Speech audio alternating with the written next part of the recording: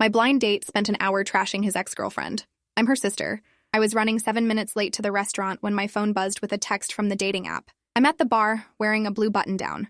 I'd almost canceled this date 3 times in the past week, exhausted from the chaos of relocating to Seattle and starting a new job on Monday. My best friend Vanessa had insisted I needed to do something fun before diving into work mode, so I'd reluctantly swiped right on Derek Hoffman's profile 2 weeks ago. Software engineer, decent smile, claimed to love hiking and Vietnamese food. The bar was low, but I figured one dinner couldn't hurt.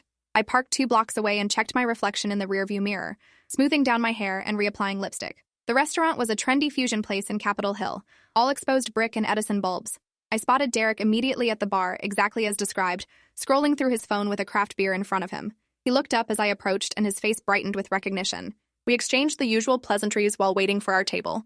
He asked about my move to Seattle, and I kept my answers deliberately vague, mentioning I was starting a new position at a tech company, but not specifying which one or what role. First dates were for chemistry testing, not career discussions. Derek talked about his own job, something involving back-end infrastructure that I nodded along to without fully processing. The hostess called us after 10 minutes and led us to a corner booth with a view of the street. I ordered a glass of Pinot Noir while Derek got another IPA. The waiter brought bread, and we settled into the awkward rhythm of strangers trying to find common ground. Derek asked where I'd moved from, and I told him about my previous 5 years in Portland, working my way up through project management roles at various companies. He asked if I missed it, and I said honestly that I was ready for something new, a fresh challenge in a bigger market. The conversation flowed easily enough through appetizers. We discussed the Seattle music scene, our mutual hatred of traffic, and the surprisingly good Vietnamese restaurants in the International District. Derek was charming in a practiced way, making steady eye contact and asking follow-up questions that suggested he was actually listening. I was starting to think Vanessa might have been right about getting back out there when Derek's phone buzzed on the table. He glanced at it and his expression shifted, something dark flickering across his features before he forced a smile. Sorry, just a notification from a group chat. Some drama with mutual friends. I told him it was fine and sipped my wine, noticing how his jaw had tensed. He picked up his beer and took a long drink, then set it down harder than necessary. Actually, you know what? It's related to something I've been dealing with for months now. Do you mind if I vent for a minute? I promise I'm not usually this guy on first dates. I should have said no. I should have redirected the conversation or made an excuse to check my phone. Instead, I made the catastrophic mistake of being polite and saying, of course, everyone needs to vent sometimes. Derek's face relaxed with visible relief, and he launched into what would become an hour-long monologue about his ex-girlfriend. He started by explaining they'd dated for 2 years and broken up 6 months ago, a relationship that had been intense and complicated from the start. He described her as beautiful, but volatile, someone who demanded constant attention and validation. According to Derek, she'd been jealous of his female coworkers, suspicious of his time with friends, and increasingly controlling as the relationship progressed. He painted a picture of someone unreasonable and emotionally manipulative, always picking fights over minor issues and then accusing him of not caring enough when he tried to set boundaries. I made sympathetic noises and wondered how long I'd have to endure this before I could politely excuse myself to the bathroom and consider my escape options. Derek ordered another beer when the waiter came to check on us and continued his story without pausing. The breakup had been his decision, he explained, because he'd finally realized the relationship was toxic and draining. He'd tried to end things amicably, hoping they could maintain mutual respect since they had overlapping friend groups and worked in the same industry, but his ex hadn't taken it well. She'd apparently spent the past 6 months systematically destroying his reputation among their mutual friends, telling people he'd been emotionally unavailable and unreliable throughout their relationship. Derek's voice took on an edge of genuine anger as he described how she'd twisted their private relationship problems into a public narrative where he was the villain. She told people I forgot important dates, that I never showed up when she needed me, that I prioritized work over her constantly. And the worst part is, some of them believed her. People I've known for years suddenly started treating me differently. Our entrees arrived and I picked at my pad thai while Derek barely touched his burger, too caught up in his grievances to eat. He explained how the situation had escalated beyond just friend group drama. His ex had apparently gone to their mutual professional contacts, people they'd met at industry events and conferences, and had made subtle comments about his reliability and work ethic. Nothing overtly slanderous, just carefully worded suggestions that made people question his professionalism. Derek claimed she was poisoning everyone against him because she couldn't handle the fact that he'd been the one to end things. He'd tried reaching out to address the situation directly, but she'd blocked him on everything and refused to respond to his attempts at communication. It's like she wants to erase 2 years of my life and replace it with this completely false version where I'm some terrible person who wronged her. And I can't even defend myself because anytime I try to tell my side, I look like the bitter ex who can't move on. I was starting to actively regret this date, not just because Derek was clearly not over his ex, but because something about his story felt off in ways I couldn't quite articulate. The level of detail, the rehearsed quality of his complaints, The way he kept circling back to the same themes of being victimized and misunderstood. I'd had my share of bad breakups, and knew people processed things differently. But there was something performative about Derek's pain that set off quiet alarm bells. Still, I kept my expression neutral and made appropriate sympathetic sounds, playing the role of the understanding date who was totally fine with this deeply inappropriate conversation. Derek seemed to take my silence as encouragement and dove deeper into specific examples of his ex's alleged campaign against him. She'd apparently told a former colleague that Derek had missed an important work deadline during their relationship, which wasn't true, but had somehow gotten back to his current manager. She'd posted vague social media updates about learning to recognize narcissistic behavior that Derek was convinced were about him.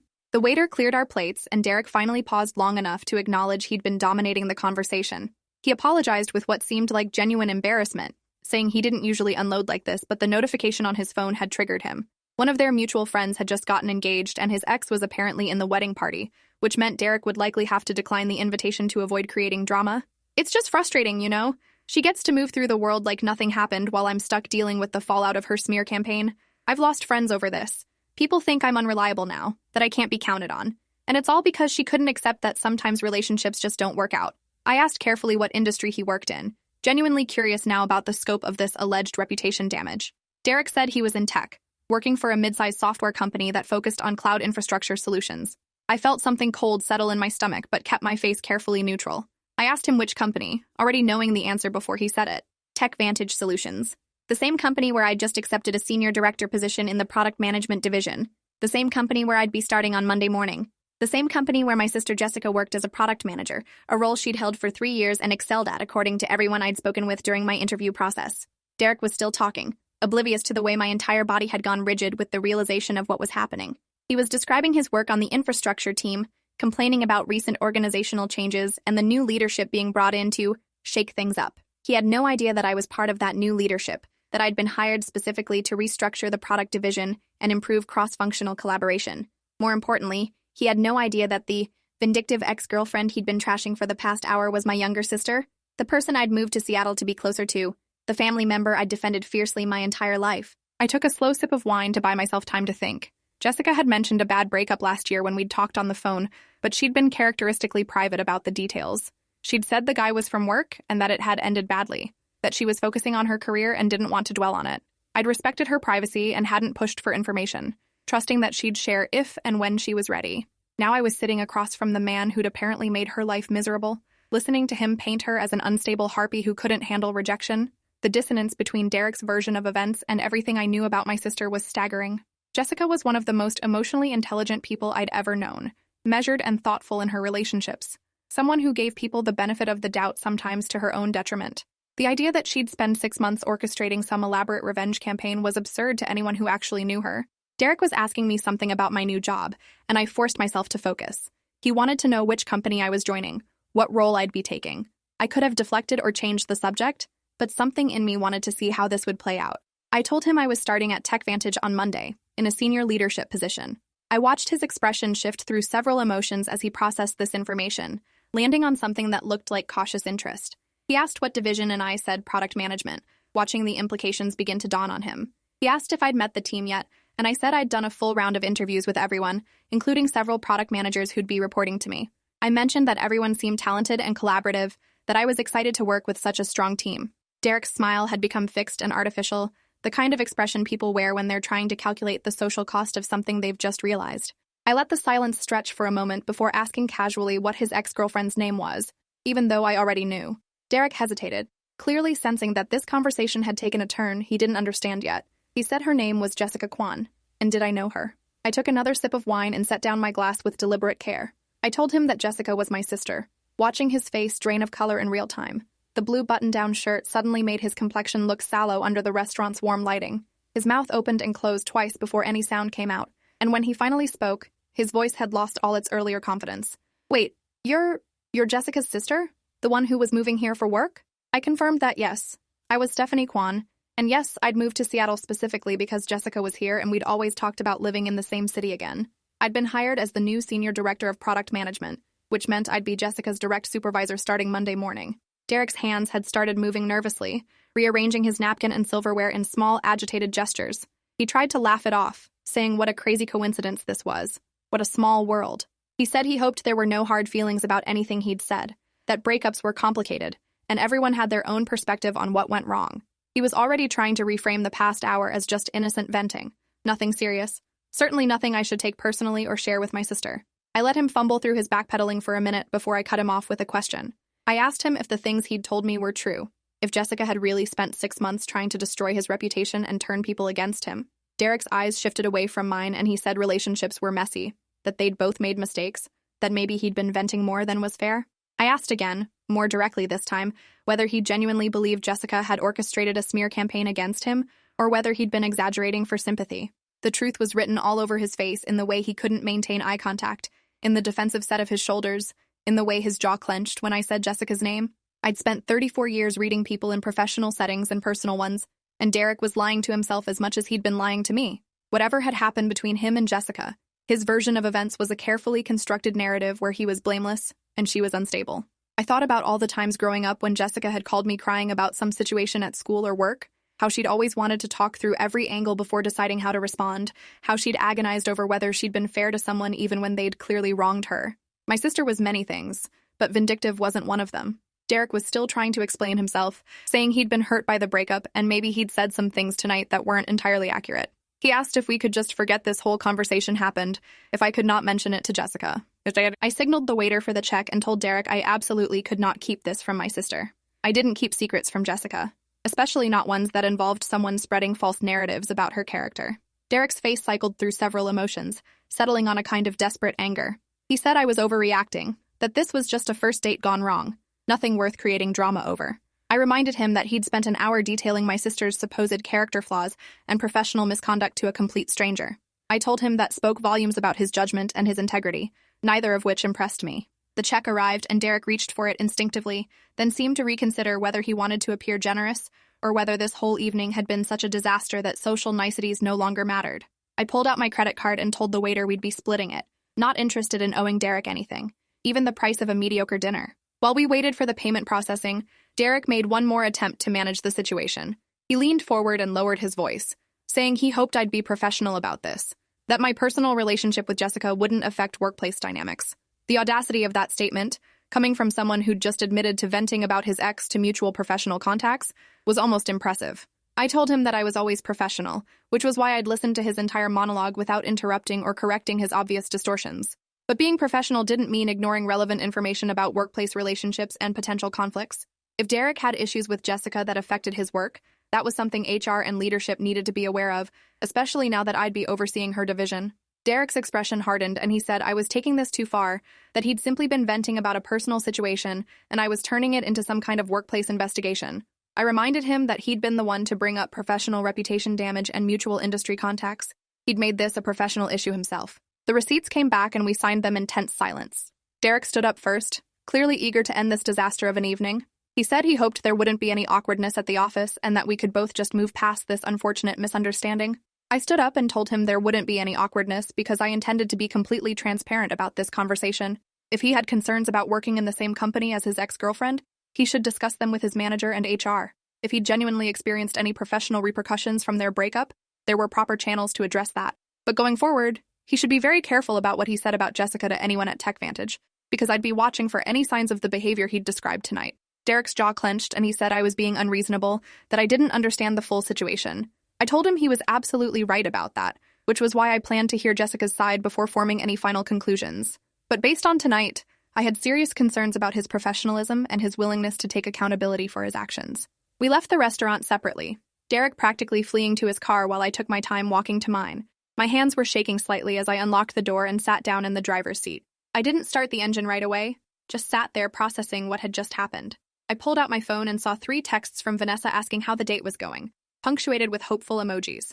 I typed back that it had been a catastrophic nightmare and I'd call her tomorrow to explain. Then I scrolled to Jessica's name in my contacts and stared at it for a long moment. It was nearly 10 o'clock on a Saturday night and I wasn't sure if I should call now or wait until morning. The decision was made for me when my phone buzzed with an incoming call from Jessica herself. I answered and heard her voice bright and cheerful, asking if I wanted to meet for brunch tomorrow to discuss my first week plans. She had no idea what was about to hit her. I told Jessica I needed to see her tonight if possible, that something had happened and we needed to talk. The cheer drained from her voice immediately, and she asked if I was okay, if something was wrong with the job offer or the apartment. I assured her I was fine physically, but that I'd just had a deeply weird experience and needed to process it with her. She told me to come over right now, that she'd put on coffee and wait up. I drove to her apartment in Fremont, a third-floor walk-up in a converted house that she'd lived in for 2 years. She met me at the door in sweatpants and an oversized sweater, her hair pulled back in a messy bun, looking young and worried. I followed her inside and she gestured to the couch, asking if I wanted coffee or something stronger. I said something stronger, definitely. She poured us both generous glasses of red wine and sat down next to me, tucking her feet under her in that way she'd done since we were kids. She asked what happened, and I took a deep breath before telling her I'd just come from a blind date with her ex-boyfriend Derek. Jessica's face went completely blank, the kind of emotional shutdown that I recognized from childhood as her defensive response to overwhelming situations. She didn't say anything for several seconds, just stared at me like she was trying to parse whether I was joking. When she finally spoke, her voice was carefully controlled, and she asked how that was even possible, how I'd ended up on a date with Derek. I explained the dating app, the matched profiles, the complete coincidence of it all. I told her I'd had no idea who he was until he started talking about his ex-girlfriend and the pieces started falling into place. Jessica asked what he'd said about her, and I could see her bracing herself for the answer. I told her everything, walking through Derek's hour-long monologue about the toxic relationship and the alleged smear campaign. I watched my sister's face cycle through several emotions as I talked, landing somewhere between hurt and anger, with a deep undercurrent of exhaustion. When I finished, she was quiet for a long time, staring into her wine glass like it might contain answers. Finally, Jessica asked if I believed Derek's version of events. I told her I absolutely didn't, that nothing he'd described sounded like the sister I'd known for 31 years, but I wanted to hear her side, to understand what had actually happened between them. Jessica took a long drink of wine and set the glass down with a shaky hand. She said she'd been hoping she'd never have to talk about this in detail, that she'd been trying to just move on and pretend that whole relationship had never happened. But clearly Derek wasn't letting it go, and if I was going to be working at TechVantage, I needed to know the truth. She pulled a blanket over her lap and started talking, her voice quiet but steady. She and Derek had started dating 2.5 years ago after meeting at a company happy hour. He'd seemed charming and successful, someone who understood the demands of working in tech and who shared her ambition. The first few months had been good, or at least she'd thought so at the time. Looking back, she could see red flags she'd ignored. Derek had been intensely attentive in a way that felt flattering initially, but became suffocating over time. He wanted to know where she was constantly, who she was with, what she was doing. He'd frame it as care and concern, saying he worried about her or missed her when they were apart. Jessica had interpreted it as devotion, and had tried to be equally attentive to his needs, but it was never enough. Derek would get upset if she couldn't respond to his texts immediately during work hours. He'd show up at her apartment unannounced and be hurt if she wasn't enthusiastic about dropping her plans to accommodate him. He'd make comments about her male colleagues that she initially thought were jokes but gradually realized were expressions of genuine jealousy. When she'd tried to address these patterns, Derek would turn it around, saying she was being defensive or that she didn't appreciate how much he cared. He'd apologize and promise to do better, then repeat the same behaviors a week later. Jessica said she'd started to feel like she was constantly walking on eggshells, trying to anticipate his reactions and manage his emotions on top of her own demanding job. The breaking point had come about 8 months ago, when Jessica had been assigned to a major project that required long hours and frequent collaboration with a senior engineer named David. The project was crucial for her career advancement, and she'd been excited about the opportunity. Derek had been supportive initially, but as the weeks went on and Jessica's availability decreased, his behavior had escalated. He'd accused her of prioritizing work over their relationship, of being emotionally distant, of having ulterior motives for working so closely with David. Jessica had tried to reassure him, inviting him to company events so he could meet David and see there was nothing inappropriate happening. But Derek's jealousy had only intensified. He'd started showing up at her office unannounced, claiming he was just bringing her dinner but really checking to see if she was actually working. He'd go through her phone when she was in the shower, questioning her about innocent text conversations with colleagues. The final straw had come when Derek had confronted David directly at a company event, making thinly veiled accusations about his intentions toward Jessica. Jessica had been mortified and furious. She'd ended things with Derek the next day, telling him she couldn't be in a relationship with someone who didn't trust her and who created professional problems for her. Derek had not taken it well. He'd initially been apologetic, begging for another chance and promising to work on his jealousy. When Jessica held firm, he'd become angry, accusing her of having been emotionally involved with David all along. He'd sent her dozens of texts and emails, alternating between apologetic and accusatory. She'd blocked him on everything and asked him to respect her decision. That's when things had gotten worse. Derek had started telling people at TechVantage that Jessica had blindsided him, that she'd been cold and unreasonable, that she'd ended a 2-year relationship over nothing. He'd positioned himself as the heartbroken victim, and Jessica as the callous woman who'd discarded him without explanation. Jessica had tried to ignore it, focusing on her work and avoiding any situation where they might interact. But Derek had apparently told several mutual professional contacts that Jessica was vindictive and had tried to damage his reputation after the breakup. Jessica's voice broke slightly, as she explained that she'd never said a negative word about Derek to anyone at work beyond her closest friend who knew the situation. She'd gone out of her way to be professional and cordial on the rare occasions they crossed paths. She'd never spoken to his manager or HR about his behavior during their relationship because she didn't want to create workplace drama. She'd quietly dealt with the emotional aftermath of the relationship on her own, seeing a therapist and working through the ways Derek's jealousy and manipulation had affected her self-esteem. The only reputation damage Derek had experienced was from his own behavior and his inability to accept responsibility for the relationship's failure. Jessica said she'd been devastated to hear from mutual friends that Derek was telling people she was unreliable and unprofessional, claims that had no basis in reality but could genuinely impact her career in an industry where reputation mattered enormously. I listened to my sister's story with growing anger, recognizing patterns I'd heard about in training sessions on workplace behavior and emotional abuse. Derek's behavior ticked multiple boxes for controlling and manipulative conduct, and his response to the breakup was classic DARVO, deny, attack, and reverse victim and offender. He'd positioned himself as the wronged party to preemptively control the narrative before Jessica could speak up about his actual behavior. Jessica asked me what I thought she should do, whether I thought Derek's version of events would affect how people at work perceived her now that I'd heard it. I told her that Derek's version wouldn't affect anything because I'd seen through it immediately and because I trusted her implicitly. But I was concerned about the broader implications of having someone at TechVantage who was actively spreading false information about my sister and potentially creating a hostile work environment for her. Jessica said she'd learned to live with it, that she just avoided Derek and focused on her work. I told her she shouldn't have to live with it, that Derek's behavior was potentially actionable from an HR perspective. We talked for another 2 hours, going through details and discussing potential courses of action. I asked Jessica if she'd ever documented Derek's behavior during the relationship or his harassment after the breakup. She said she'd saved some of the more concerning text messages and emails, but had never thought to compile them formally. I suggested she do that now, creating a comprehensive timeline of events with supporting documentation. I also suggested she reach out to HR proactively to document Derek's behavior and her concerns about working in the same company as him. Jessica was hesitant, worried that bringing this up would make her look unprofessional or vindictive, exactly what Derek had been claiming. I reminded her that staying silent hadn't protected her, it had just allowed Derek to control the narrative. As her supervisor, I needed to know about potential conflicts and inappropriate workplace behavior. As her sister, I wasn't going to let some manipulative ex-boyfriend continue to damage her reputation unchallenged. By the time I left Jessica's apartment after midnight, we had a plan. Jessica would compile her documentation and request a meeting with HR first thing Monday morning. She'd explain the situation, provide evidence of Derek's behavior, and formally note her concerns about working in the same organization.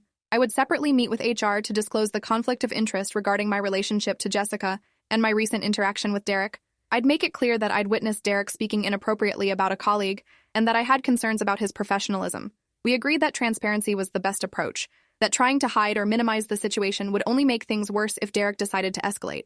Jessica thanked me repeatedly, saying she'd felt so alone dealing with this situation, and that having me here made everything feel more manageable. I hugged her goodbye and drove home to my new apartment, exhausted but resolute. Derek had made a catastrophic miscalculation when he'd chosen me as his audience for his victim narrative, and now he was going to face consequences he'd apparently spent months avoiding. Monday morning arrived with Seattle's typical gray drizzle. I dressed carefully in professional attire that projected authority without being intimidating, a navy suit with a white blouse and minimal jewelry. My first day at TechVantage was scheduled to start with orientation at 8, followed by a series of introductory meetings with my team and key stakeholders. I'd asked HR to schedule a private meeting with me at 7:30 before the official start time, citing urgent personal matters that affected my work. The HR director, a woman named Patricia Okoye, who'd been part of my interview process, met me in a small conference room with coffee and a concerned expression. She asked what was so urgent, and I explained the situation as concisely as possible. Derek, the date, the revelation about Jessica, the hour of complaints I'd listened to. Patricia's expression grew more serious as I talked, and she took notes on a legal pad. When I finished, Patricia asked several clarifying questions about the timeline and the specific claims Derek had made about Jessica. I provided as much detail as I could remember, being careful to distinguish between what Derek had said and what I actually knew to be true. Patricia asked if I'd told Jessica about the date, and I confirmed that I had, explaining that we'd discussed the situation and that Jessica would be requesting her own meeting with HR to provide her perspective and documentation. Patricia nodded and said this was exactly the right approach, that transparency was crucial in situations involving potential conflicts of interest and workplace harassment. She asked if I felt I could still effectively supervise Jessica, given the personal nature of this situation. I told her I'd been hired specifically for my skills in managing complex team dynamics, and that my relationship with Jessica, if anything, gave me additional insight into her work ethic and capabilities. But I was also prepared to recuse myself from any decisions directly related to Derek or any situation where my judgment might be compromised. Patricia said she appreciated my forthrightness, and that she'd be speaking with Jessica later that morning. She'd also need to have a conversation with Derek and his manager about the situation, particularly about the claims he'd made regarding professional reputation damage. If Derek had been spreading false information about a colleague, that was a serious violation of workplace conduct policies. I asked what the likely outcome would be, and Patricia said it depended on the evidence and Derek's response, but at minimum, there would be a formal documentation of the conflict and clear boundaries established going forward. If the investigation revealed that Derek had been harassing Jessica or deliberately damaging her professional reputation, the consequences could range from mandatory mediation to termination depending on severity. I thanked Patricia for taking this seriously and headed to orientation, trying to shift my mindset to focus on my actual job rather than the Derek situation. The orientation session was standard corporate onboarding, presentations about company values and benefits and technology systems. I met several other new hires and exchanged pleasantries, trying to project enthusiasm and confidence despite the anxiety churning in my stomach about what was happening in parallel HR meetings. After lunch, I had my first team meeting with the product management division. Jessica was there along with 5 other product managers and 2 junior associates. She looked professional and composed, greeting me with appropriate formality as I introduced myself and outlined my vision for the team. I explained that I believed in transparent communication, collaborative problem-solving, and empowering people to do their best work. I asked each team member to share their current projects and their biggest challenges. Jessica presented on the cloud infrastructure integration she'd been leading, the same project Derek had apparently been jealous about months ago. She was articulate and confident, clearly respected by her colleagues. I felt a surge of pride watching her present, followed by anger that Derek had tried to undermine someone this competent out of his own insecurity. The rest of my first week at TechVantage was a blur of meetings, system orientations, and strategic planning sessions. I saw Derek once from a distance in the cafeteria on Wednesday, but he left quickly when he spotted me. Jessica told me during one of our check-ins that her HR meeting had gone well, that Patricia had been supportive and had taken her documentation seriously. Derek had been called in for his own meeting on Tuesday, and according to office gossip, he'd looked shaken when he'd left. By Friday afternoon, Patricia called me in for a follow-up meeting to discuss the investigation's findings. She explained that after reviewing all the evidence and interviewing relevant parties, HR had concluded that Derek had violated several workplace conduct policies. He'd made false claims about a colleague's professionalism, he'd engaged in behavior during his relationship with Jessica that bordered on harassment, and he'd continued to create a hostile work environment for her after their breakup through gossip and reputation damage. Derek had been given a formal written warning and placed on a performance improvement plan that included mandatory training on workplace conduct and professional boundaries. He'd been explicitly instructed to have no contact with Jessica beyond what was absolutely necessary for work purposes, and even then, all interactions needed to be documented and professional. Any further complaints about his behavior toward Jessica or anyone else would result in immediate termination. Patricia also noted that Derek's manager had been informed of the situation and would be monitoring his behavior closely. I asked if Derek had admitted to any of the behavior, and Patricia said he'd been defensive initially, but had eventually acknowledged that his version of the breakup might have been one-sided, and that he may have vented to people in ways that weren't appropriate. It was the closest thing to an admission she'd gotten, and it was enough to justify the formal consequences. I asked how Jessica had taken the news, and Patricia said she'd seemed relieved but also emotionally drained, that the process of documenting everything had been harder than she'd expected. I thanked Patricia for handling the situation thoroughly and professionally. She said it was exactly the kind of thing HR existed to address, and that she was glad I'd brought it to her attention rather than trying to handle it informally. As I left her office, I ran into Derek in the hallway. He was clearly leaving Patricia's office from another follow-up meeting, and his face went pale when he saw me. We stood there for an awkward moment before he spoke, his voice tight with barely controlled anger. He said he hoped I was satisfied with the outcome, that I'd gotten him put on a performance improvement plan over a personal matter that had nothing to do with his actual work. I told him that spreading false information about a colleague absolutely was a work matter, and that he'd brought these consequences on himself through his own choices. Derek's jaw clenched, and he said I'd destroyed any chance he had of moving forward from this situation, that Jessica would always have protection now because of me. I corrected him and said Jessica had protection because she'd documented his behavior and because HR had found his conduct to be genuinely problematic, not because of our family relationship. Derek started to say something else but seemed to think better of it. He turned and walked away quickly, his shoulders rigid with suppressed fury. I watched him go and felt no satisfaction, just a weary kind of relief that the immediate crisis had been addressed.